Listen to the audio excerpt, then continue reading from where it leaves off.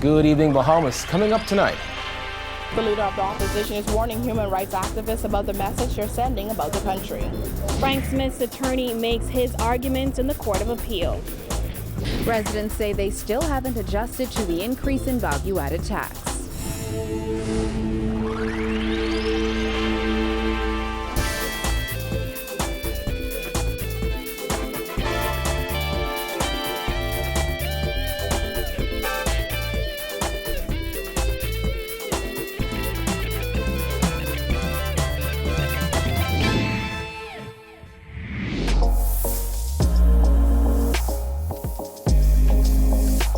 Our news is brought to you by Alive.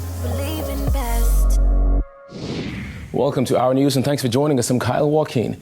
Topping news tonight, Prime Minister Dr. Hubert Minnis getting into a heated exchange with opposition leader Philip Davis during today's sitting of the House of Assembly.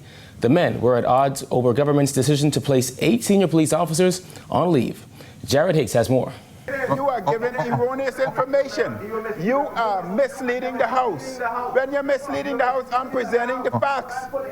Minnis was adamant that the decision to force 8 senior police officers to take dozens of weeks of accumulated vacation was based on the findings of a police manpower audit and not due to the politics of the 8 officers involved. Minnis and opposition leader Philip Davis vehemently disagreed, with Minnis accusing the former government of oversubscribing the top ranks of the force. No. Don't present view. You present the view. Honorable member. Present the facts. Which is more important. A view or the facts. Honorable members. The facts is it's top heavy. And it's top heavy as a result of you. The evidence are here. Listen, you are a lawyer. Which is more important in court? The rule of facts or the rule of opinion? Shortly after those 8 senior officers were placed on leave, Davis accused the government of purging the police force of PLPs. Minnis has said that the officers were sent home because they accumulated too much vacation, and government is wary of paying out millions of dollars to civil servants for unused vacation upon retirement. However, observers have pointed out that a number of senior officers who remain on the job also have months of accumulated leave. During Wednesday's House proceedings, the opposition leader accused the government of being partial when it decided who to send on vacation. Do you want me to give you the list of others you could have let go and sent home too like that? Because you were selective in the process. You were selective in the process. You were selective. You don't have to give me a list. You were selective. Give me a list. But if ever, and you never will, sit in this chair, if ever and you never will, then you can look up the list yourself. Davis also addressed the accusation that the former government ballooned the top brass of the police force. He says the decision wasn't made in a vacuum. When the decision, and let me just explain our position in the matter. When the decision was made to introduce the leadership model that the new government recklessly dismantled, both the police executives and the government were satisfied that that was the right thing to do. It wasn't done by the government alone. It included the police executive when it was done. We were satisfied that everyone that received those promotions were qualified and deserving. The leadership had taken to the streets, which significantly created a positive impact overnight.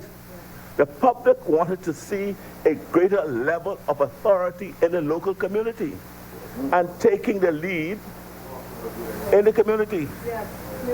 It's called leadership from the front. Former Deputy Commissioner Emmerich Seymour, Senior Assistant Stephen Dean, and Assistant Commissioners Clayton Fernander, Kendall Strawn, Ashton Greenslade, Theophilus Cunningham, Lehman Delaveau, and Clarence Reckley were all sent on leave back in March. Paul Roll has since been appointed Acting Deputy Commissioner of Police. Reporting for Our News, I'm Jared Higgs. Substantive arguments continued in the appeal of former PLP Senator and Public Hospitals Authority Chairman Frank Smith's acquittal on bribery and extortion charges. This time it was Smith's Jamaican attorney Katie Knight QC who spent hours arguing against the appeal, and prosecutors called for Smith to be retried. Jasmine Brown has more. Knight made his lengthy arguments in the Court of Appeal today as he defended the Chief Magistrate's decision, insisting it was the right one. Smith was acquitted in February of allegations that from 2016 to 2017, he abused his position as Public Hospitals Authority chairman to demand and receive bribes totaling $60,000 from cleaning company owner Barbara Hanna. Chief Magistrate Joyanne Ferguson Pratt deemed Hanna an unreliable and untrustworthy witness. Knight spent an entire day arguing in favor of the Chief Magistrate's ruling before Justices of Appeal John Isaacs, Stella Crane Scott, and Roy Jones. Knight started off his submissions by insisting the case against Smith had been compromised by discrepancies. He listed several examples, including a reversal of call logs that contradicted prosecution-submitted evidence that claimed Smith called star witness Hannah 92% of the times calls were logged between the pair. As it relates to Hannah's credibility as a witness, the Jamaican attorney insisted Ferguson Pratt had to consider Hannah's statements on the stand when she proclaimed, "I don't want to be here. I feel pressured. I feel like I'm being used." Knight also rehashed the involvement of two sitting cabinet ministers in the case, Minister of National Security Marvin Dames and Health Minister Dr. Dwayne Sands. He said it was reasonable for the Chief Magistrate to take into assessment and consider whether there were puppeteers. Knight further maintained the case was compromised by the telephone logs and the political presence, and insisted Ferguson Pratt had to take all that into consideration in her deliberations. He also insisted the Chief Magistrate in her ruling examined every strand of rope and looked at the evidence as a whole before concluding justly. As for the prosecution's claim that inadmissible evidence was allowed in the case, such as the submission of a job letter for Hannah's son, Knight said the letter was relevant to Hannah's demeanor. He also insisted there was no wild speculative fishing expedition. Knight said that in the circumstances, his view was an appellate court differs from the lower court when something is palpably wrong, and Knight says the defense believes there is nothing wrong with the Chief Magistrate's decision to acquit Smith. He said, "The learned magistrate's ruling was not perfect, but it did surpass the bar where excellence begins." He also called the ruling a work of art. In his submissions on Wednesday, Director of Public Prosecutions Garvin Gaskin argued that Ferguson Pratt's decision was severely flawed, having regard to the evidence led. The DPP has asked for the appeal to be allowed and for the matter to be remitted for trial before another magistrate. Reporting for our news, I'm Jasmine Brown. Police on Grand Bahama are investigating the death of a man whose body was found inside a truck submerged in water. According to police reports, officers were called to a canal near Bahama Terrace where the white truck was discovered underwater. The police marine section, with the assistance of a private vessel and crew, pulled the vehicle from the water and recovered the man's body. An autopsy will be performed to determine the cause of death. In other news, following comments made by members of Rights Bahamas while at a human rights hearing in Jamaica, the opposition leader is calling on human rights activists to be careful of the picture they are painting of the Bahamas. Giorgio Bain reports. Opposition leader Philip Brave Davis sending a stern message to human rights activists about the message they're sending about the country. According to Davis, they must be realistic about their request. We have to be careful we have to be responsible in our characterization of our country and our people. And yes, there may be some missteps on the part of the government, but just to use a particular missteps and make that misstep into a mountain of a challenge is not a responsible approach to dealing with the issues. It has always been my view that we ought to deal with our matters internally and use the resources and the mechanisms that we have locally to deal with challenges such as that they were speaking about. During a human rights hearing in Jamaica last week, Attorney Fred Smith stated that detention ought not apply to immigrants and that they should be allowed to work in the community. However, Davis said the Bahamas doesn't have an open door policy. There are a number of international treaties that we are party to that deals with the question of irregular migration, and that is part of our obligations internationally, and there are some domestic laws that deals with irregular migration, and I think those laws and the treaties to which we are parties to should rule the day. Davis said considering the high level of unemployment in the Bahamas, it is not reasonable to ask for undocumented migrants to seek employment. According to the Department of Statistics, the national unemployment rate rose from 10% in May 2018 to 10.7% in November 2018. When we think about our unemployment rate, the fact that Bahamians are now leaving in droves to find work elsewhere, and Bahamians are now themselves becoming migrants to other countries in search of a better life, we cannot, I think, countenance at this time another deluge of competing workers who are not Bahamians competing for Bahamian jobs. Davis encouraged the government to take a look at some of the steps that were taken by the previous administration to address illegal migration. In our last term in office, we invested heavily in the Sandy Bottom Project for the purposes of ensuring that we could protect our borders so that we could have what I call a policy of interception and return, where we can meet them in the international waters, turn them back or escort them back to their place of origin as opposed to bringing them back here. Reporting for our news, I'm Georgia Bain. Well, human rights activist Louis Georges defending comments he and Rights Bahamas member attorney Fred Smith made regarding the treatment of undocumented migrants in the Bahamas. As the two activists continue to catch heat, Georges says they had to take their cry internationally, especially after seeking to have them addressed in the Bahamas for so long. We've tried all of the local remedies. We've tried everything, all right?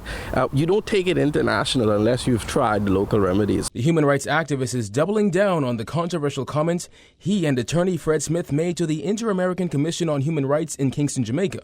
The pair has gotten heavy backlash, particularly over Smith's call for government to allow undocumented migrants to work instead of detaining them. According to Georges, that was taken out of context. At the hearing, the main point that we wanted for persons to take away, and the commissioners agreed, was that, and it is within international law, that the Commonwealth, your government, went on your behalf and signed on to these rules and regulations and these stipulations and these policies and said, we agree. And one of the things that the government said that they agree, whomever signed onto it, was that detention should be a measure of last resort. That is the point that we wanted persons to take out of this. Both Immigration Minister Brent Simonet and Finance Minister Peter Turnquest expressed disappointment in Smith for his statement, calling it dangerous and reckless. For years, Smith and Rights Bahamas have fought for migrants and their fair treatment while in the Bahamas. But with many now questioning the reasoning for Georges and Smith to go abroad with what some have determined is the distorted truth, Georges isn't backing down. Everything that Rights Bahamas would have presented at the hearing were factual. Every thing that we would have presented or point that we would have presented, we have countless cases to prove. For example, the arbitrary arrest, deportations of persons born in the Bahamas. We have cases before the courts today. We would have spoken to all of that. He referenced a video that recently went viral of a partially clothed woman surrounded by people who appeared to be Bahamas immigration officers. That video was shown to the Human Rights Commission in Jamaica. But at the end of the day, Georgia said he's not condoning illegal migration, but he wants to see the law followed. So there's equal responsibility on both sides. So yes, you came into the country illegally, but at the same time, you're a human being. So you should be treated as a human being when you are being processed. That's where we're at. The detention center, we have too many victims crying out of abuse. Kudos to the government. Yes, there are some improvements being made at the detention center, and that is a direct result of our advocacy also. All right? But nonetheless, we want people to understand that due process is afforded to everyone, and our Constitution is a very beautiful and powerful one, and it has rules and laws that on paper respects human rights. In other news, on the heels of a Department of Statistics survey which showed a significant increase in household expenditure, consumers say they're forced to spend more due to last year's controversial VAT increase. Many express disappointment that their wages have remained unchanged, although the cost of living has gone up. With more on this, here's Jillian Gray. It's been nearly 1 year since the increase in value-added tax, and we spoke to several residents who said they have felt that increase in their pockets. That is ridiculous. Ridiculous. They needed to do something with that. Their comments come on the heels of a Department of Statistics report which showed a $150 million increase in household expenditure. Government officials pointed to the increase as a sign of economic growth. However, business insiders say though Bahamians are spending more, they are getting less. People are paying more, but they're not gaining anymore.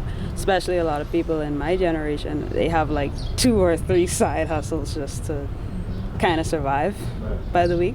So it's crazy. And you look at your grocery bill, even though they take VAT off of the tune and all of the different things, you still get an excess in bills. When you go to a restaurant, I know they say that some of us don't have to go out and eat, but then nobody wants to be cooped up in the house all day. And when we go to eat, on top of the 15% gratuity, there is this added burden of the 12% VAT.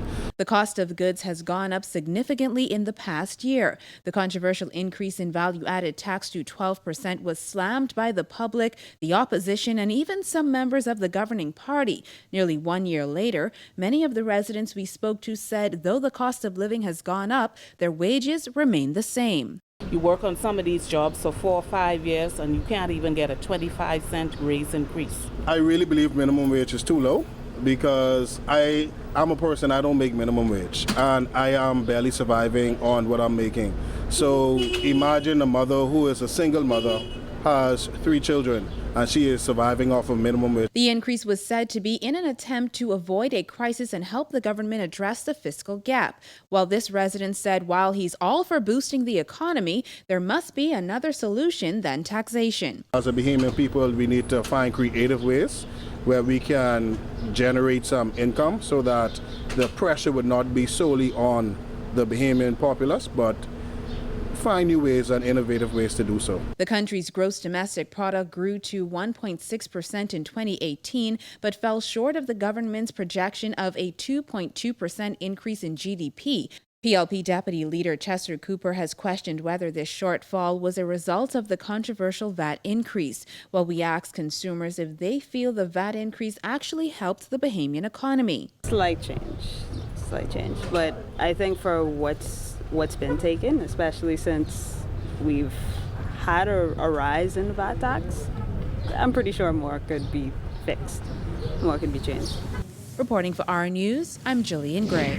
All right, thanks, Jillian. Still to come, government and opposition members spar over jet ski operators. Stay tuned.